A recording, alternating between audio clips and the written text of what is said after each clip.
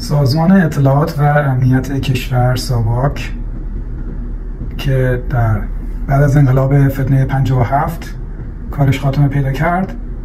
ممکنه یه حیات مجددی پیدا کرده باشه با توجه به اینکه حملات اسرائیل به جمهوری اسلامی به مقدار زیادی وابسته به اطلاعات جاسوسی بوده و مطمئن هستیم که موساد ماه‌ها و شاید سالهای زیادی در ایران فعالیت داشته و مطمئناً این افراد به احتمال زیاد ایرانی هستن، به خوبی فارسی صحبت میکنن. این میتونه یه پایه‌ای باشه برای افتتاح مجدد ساواک در ایران. و با توجه به اینکه بعد از پایان جنگی که اسرائیل عرض 12 روز با جمهوری اسلامی داشت گفت که موساد در ایران میمونه، این میتونه باز یک دلیل دیگه‌ای باشه که این روح ساواک که از دست موساد در اومده و در ایران فعالیتش رو شروع کرده به کارش ادامه میده. ساواک مسئولیتش حفاظت امنیت و حراست از تمامیت ارضی ایران و به خطر افتادن دولت و انسجام دولتی و حکومت حاکم بر ایران بود و این هدف به شکست منتهی شد در سال 57 به خاطر یک سری سیاست‌ها و مدیریت‌های مختلف. حالا ما اگه بخوایم فرض کنیم ساواک دوباره بخواد افتتاح بشه و این میتونه یک حادثه خیلی خوبی برای ملت ایران باشه، چون این نهاد که الان تحت نام موساد داره فعالیت میکنه هیچ زیاد فرق زیادی با ساواک نداره که دنبال شیعه گرایی افراطی میرفت و اینا رو به هر حال تقلب و پیگیری میکرد، ولی این شاخه از موساد که الان در ایران فعالیت میکنه خیلی شدیدتر از ساواکه و رحم نمیکنه بهشون، چون اینا زهرشون رو ریختن و خودشون رو نشون دادن. و علت اینی که حالا اسمش شاخه موساده، ولی به احتمال زیاد یک سازمان اطلاعات امنیتی بعد از جمهوری اسلامی ما نیاز خواهیم داشت. علت اینم که این حالا میخواد اسمش ساواک باشه یا هر چیز دیگه‌ای ادامه خواهد داشت. و شما یک سوال من مطرح میکنم که خیلی جواب واضحی خواهد داشت. شما فکر میکنید آیا بعد از جمهوری اسلامی اسرائیل و موساد خداحافظی خواهند کرد و خواهند رفت؟ اینا که این همه خون دادن،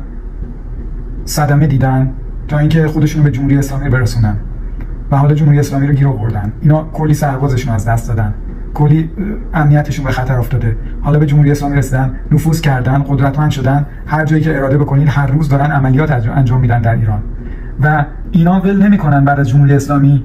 تقدیم بکنن ایران رو به هر حکومتی یا هر راهبری که بعد از ایران میخواد پیش بیاد و برن. اینا مطمئنا خواهند، حالا اسمشون هر چی میخواد باشه، و یک سازمان امنیتی ما لازم داریم که این جریانی رو که در ایران وجود خواهد داشت بعد از جمهوری اسلامی مطمئن باشید اینا آروم نخواهند نشست. اینا همین الان هم شروع کردن به تونل سازی. به هر حال یه سری احمق وجود دارن که همچنان کلشون داغه و میخوان صدمه بزنن و ما اگه بعد از جمهوری اسلامی حکومت نوپا داشته باشیم میدونید که خیلی راحت دوباره میتونه صدمه بخوره، حداقل بمبگذاری خواهد شد و به مردم حمله خواهد شد. و مگه نمیبینن الان توی سوریه داره حد اکثر سعی تلاشش رو میکنه که ناامنی ایجاد بکنه، بعد همون جایی که زندگی میکنه نمیخواد ناامنی ایجاد کنه، 100% میخواد خرابکاری کنه و ما احتیاج داریم به یه نیروی با تجربه و با تشکیلات و تکنولوژی بالا که اینا کسب کردن موساد که همکاری بکنن سازمان اطلاعات امنیت رو داشته باشه. حالا اگه ما خوشمون بیاد یا خوشمون نیاد موساد نظارت خواهد داشت و انسان و اجازه نخواهد داد بعد از جمهوری اسلامی اولا اینکه ترک نمیکنه ایران دیگه و اجازه هم نخواهد داد که هیچ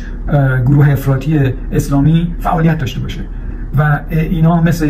یه کسی که با مگس کش دنبال پشا میره این ور اونور تو سرشون میزنه، اینا این کار ادامه خواهند داد. با این مگس کش میدونن دنبال این شیعه ها و این شیعه های افراطی و اینا رو نابود خواهند کرد و اینا در بافت و اون سیستم سازمان اطلاعات امنیت آینده به اصطلاح فعالیت خیلی گسترده خواهند داشت و این خیلی برای ما ایرانی‌ها خوب هست، چون که متاسفانه یک قشری ما داریم که از لحاظ شعور فرهنگی پایین هستن و آدمای وحشی هستن و اکثریت جامعه ما آدمای سوجو و سرشون پایین، آدمای وحشی و برو بزن و چاقو کش و غمه کش و اینا نیستن و این دائما نمیتونن وایسن که یه رشته خیلی خیلی محدود چند هزار نفری رو چند صد هزار نفری بخوام به اینا حکومت کنن، چون که اونا قمه‌کش هستن، چاقوکش هستن و بمبگذار هستن و نمیشه اجازه داد که این رویه ادامه پیدا کنه. یه سیستمی باید باشه که از این مردم حفاظت بکنه. این سیستم حتی باید نظارت داشته باشه بر نیروهای نظامی که دیگه اون اتفاق قبل از 57 اتفاق نیفته. یه سیستم باشه که از مردم و حق مردم دفاع کنه، از چیزی که مردم به عنوان اکثریت انتخاب کردن برای حکومتشون، که در تناقض با مواضع بین‌المللی هم نیست، در تعارض با حمله به این کشورهای منطقه یا اسرائیل یا حمله کنیم و اینا نیست، و یک حکومت صلحجو و در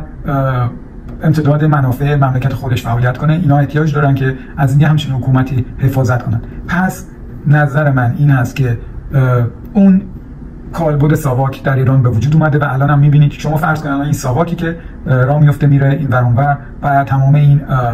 عوامل جمهوری اسلامی رو نابود میکنه. و اینا الان مأموریتی که دارن اینه که همین که اعلام کردن که ایران احتیاج به یک جراحی داره، اینا به احتمال زیاد دارن اون منابع حساس، نیروهای انسانی حساس رو میزنن، به اصطلاح یک کویتی میخوان ایجاد بکنن در نیروهای حساس. کویتی مثل یک کرم خوردگی یا یک حفره بزرگی دارن ایجاد میکنن در گروه‌هایی که رهبری میکنن این عوامل به اصطلاح قشر افراطی و خشن و بربریت رو که مقاومت میکنن با جمهوری اسلامی در مقابل مردم ایران. یواش یواش دارن اونا رو با عمل جراحی نابود میکنن. اگه دقت کرده باشید از کشتن عوامل جمهوری اسلامی، فرمانده‌های سپاه، اینا یواش یواش داره میره پایین‌تر، یواش یواش داره به فرمانده‌های گروه‌های کوچکتر تبدیل میشه و این خیلی زیاده و شما فکر کنید مثلا 50 نفر 60 نفر اینا تعداد زیادی هستن و باید با عملیات جاسوسی بسیار طولانی تر، میگم ممکنه یه مقدار یک دو ماهی تمام اینا شناسایی بشن. تکنولوژی که اسرائیل داره، حالا میگن افراد جاسوس داره، ولی بیشتر از اون تکنولوژی به بینش و شنودش استفاده میکنه. همونطور که تو ویدیوهای قبلی هم گفتم یک تکنولوژی داره که این تکنولوژی میتونه به هر جا بره، ببینه و بشنوه بدون اینکه دیده باشه و شنیده بشه. حالا یه عده میگن که اینا اسرائیل در چه سطوحی جاسوس داره، اسرائیل ببینید در چه سطوحی جاسوس داشته که تمام این جلسات، آخه چه انسانی در جریان اون جلسه ای میتونه بوده باشه که حتی بدون یه نفر دیر رسیده، یه نفر دیر داره میرسه، آیا به کسی خبر میده یا خودش به اسرائیل خبر میده که من دیر دارم میرسم، یکم دیرتر حمله بکنه تا من برسم؟ آخه من نمیدونم با چه عقلش خودتون یک سناریو رو بذارید پیش خودتون ببینید که این حرف میزنید. یک جلسه مثلا بر فرض اینکه 6 نفر 7 10 نفر اون تو هیچ کس از این جلسه خبر نداره غیر از خودشون، حالا غیر از اون جلسه که به تلفن بهشون دعوتشون کردن همه رو. یه سری جلسه جایی هستش که آدمایی اصلا هیچ ارتباطی با هیچ کسی ندارن، با خانواده‌شون ندارن، تلفن ندارن، کی جاسوسه؟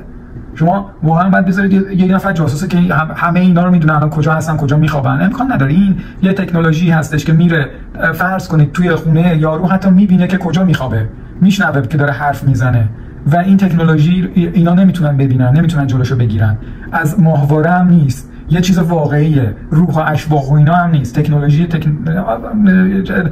قبلا صحبت کردم یه پروژه های آرندی بوده انجام شده که به این تکنولوژی منتهی میشه. تکنولوژیش هم حتی رونمایی کرده یه کشور، حالا نمیخوام اعلام بکنم چی بوده به طور دقیق، ولی حتی یکی از چیزای خبری هم تیم شبکه خبری یوتیوب هم گفت راجع به تکنولوژیش مقداری صحبت کرد. این تکنولوژی میتونه بره ببینه، حالا این تکنولوژی باید بره بشینه گوش بده حرفای اینا رو و در بیاره صحبت‌های اینا رو و به خاطر همین اینا هم تا یه مقدارشون فهمیدن که تکنولوژی وقتی میگه رو کاغذ می‌نویسن، حتی توی جلساتشون دیگه صحبت نمی‌کنن. اینا فهمیدن که این تکنولوژی یه چیزی هستش که با تلفن و اینا، حالا تلفن اینا هم شنود دارن ولی برتر از اون هم دارن. اینه که همچین تکنولوژی دارن، برتری دارن و این باید همچنان با این بره اطلاعاتو جمع‌آوری کنه، پیدا کنه کیا هستن، سخت نظام و اینا، تا اینکه به هر حال بتونن یه شکاف عمیق ایجاد بکنن و انشالله با حرکت مردم این جمهوری اسلامی سرنگون میشه. حالا راجع به حرکت مردم هم یه ویدیو دیگه میسازم. امید اینه که هر چه زودتر جمهوری اسلامی سرنگون بشه و به همه با آرزوشون برسن. خدا نگهدار.